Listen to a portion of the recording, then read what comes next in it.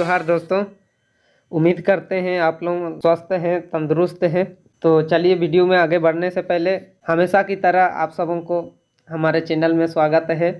तो पिछले वीडियो में हम लोग राजनीति का उदारवादी दृष्टिकोण को देखे थे, तो अभी हम लोग इसमें राजनीति का मार्क्सवादी दृष्टिकोण को देखने वाले हैं। राजनीति का मार्क्सवादी दृष्टिकोण।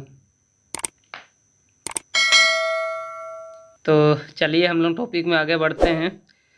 राजनीति के मार्क्सवादी दृष्टिकोण के हिमायती कार्ल मार्क्स है, जो पश्चिमी राजनीति विचारधारा के महान चिंतकों में एक है।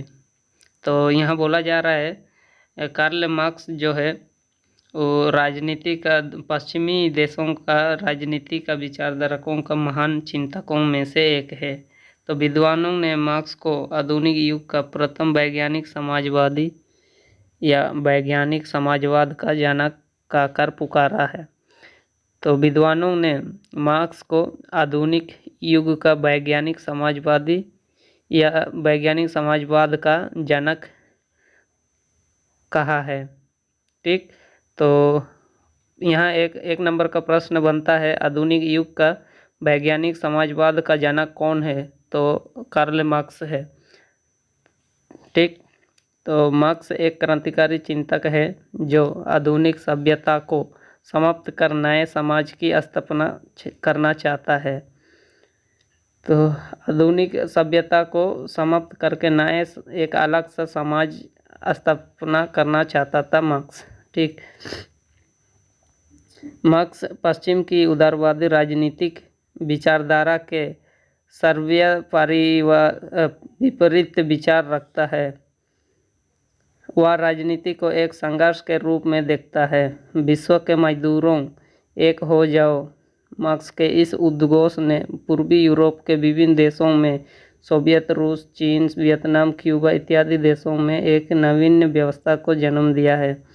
तो मार्क्स जो मजदूरों के लिए आवाज़ उठाते थे, इसीलिए उन्होंने एक नारा भी बनाया है, विश्व के मजदूरों एक हो जाओ। ये मार्क्स का एक नारा था, जिससे पूर्वी यूरोप के देशों में काफ़ी बदलाव स्थापित किया है, जैसे सोवियत रूस में, चीन में, वियतनाम में, क्यूबा में आदि देशों में एक नवीन व्यवस्था को जन्म दिया है। ठीक, तो इस प्रकार से राजनीति का मार्क्सवादी दृष्टिकोण का एक संक्षेप टिप्पणी है।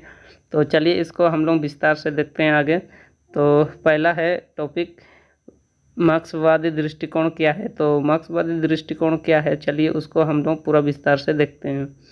तो राजनीति के मार्क्सवादी दृष्टिकोण का उदय कार्ल मार्क्स के दो ग्रंथों निम्न है।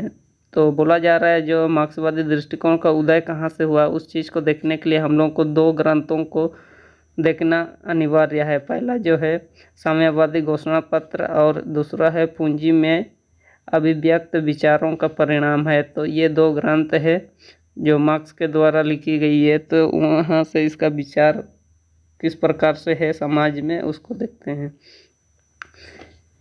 लेकिन अब मार्क्सवादी दृष्टिकोण ने विभिन्न आयामों वाली एक व्यापक धारणा का रूप ले लिया है, जिसकी गहराई में प्रवेश के लिए एंजिल, लेनिन, बुकरिन, स्टालिन, ग्रास्मी, माओ इत्यादि के साथ साथ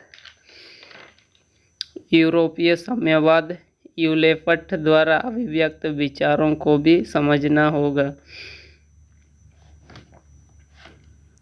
मार्क्स के अनुसार समाज में व्यक्ति अकेले नहीं होते, वरना वे अपने जैसे समुदाय के सदस्य होते हैं। जो मार्क्स के अनुसार जो है, मार्क्स हमेशा बोलते थे कि व्यक्ति जो है समाज में कोई अकेला नहीं होता है, उसके जैसा ही कोई एक अन्य या उससे अधिक व्यक्ति हो सकते हैं। मार्क्सवादी दृष्टिकोण के अनुसार भूतकालीन तथा आज की समाज व्यवस्था में स्पष्ट रूप से दो वर्ग विद्यमान हैं। तो मार्क्स के अनुसार जो है समाज में दो वर्ग विद्यमान है। कौन कौन सा वर्ग है, तो चलिए उसको देखते हैं। इनमें दो वर्ग उत्पादन के साधनों का स्वामी है। जो वर्ग उत्पादन के साधनों का स्वामी होता है उसको बुर्जुआ वर्ग कहा जाता है, और दूसरा वर्ग ऐसा है जिनके पास सिर्फ अपना श्रम है और इस वर्ग को सर्वहारा वर्ग के नाम से पुकारा जाता है। तो जो मालिक होते हैं उसको बुर्जुआ वर्ग के अंतर्गत रखा गया है, और जो श्रमिक हैं, कर्मचारी है, उसको सर्वहारा वर्ग के अंतर्गत रखा गया था। तो ये दो वर्ग है जो अमीर और गरीब यानी कि मजदूर और मालिक के रूप में अंतर को बताता था।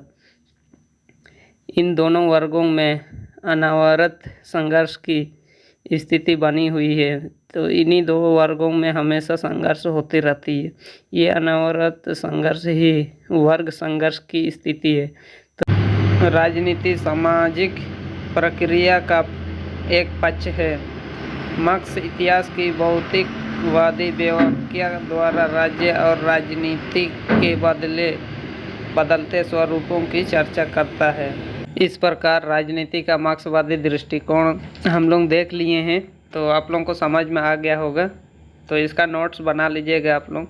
तो हम लोग अगले वीडियो में मार्क्सवादी दृष्टिकोण का विशेष लक्षण या उसका विशेषताएं को देखने वाले हैं। तो इस वीडियो में इतना ही। तो वीडियो को अंत करने से पहले अगर चैनल में नए हैं तो चैनल को सब्सक्राइब कर दीजिएगा, वीडियो को लाइक कर दीजिएगा और कमेंट में ज़रूर बताइएगा कि वीडियो कैसे लगा। तो आप लोग नोट्स ज़रूर बनाइएगा, नोट्स बनाइएगा तभी आप लोगों को समझ में आएगा और रिवीजन कर पाइएगा। तो इतना ही इस वीडियो में। तब तक के लिए जय हिंद, जय भारत।